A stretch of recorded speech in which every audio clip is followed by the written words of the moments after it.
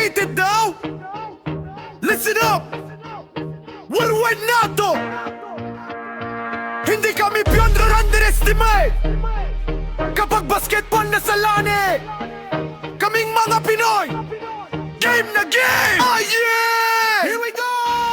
Ang daming nagsasabi kami raw ay nahuhuli sa larong basketball na mundo ang tumatangkilik.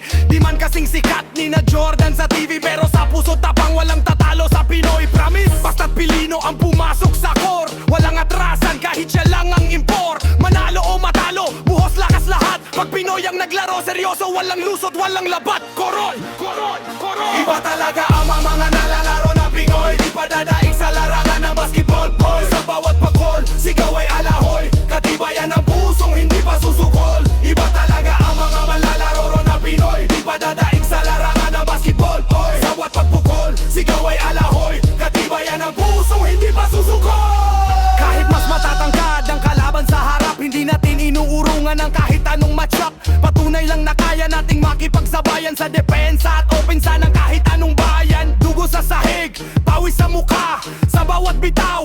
Dali panata kaya naming patunayan. Kayo'y mapapanis pag Pinoy ang kalaban, player na tunay na beast.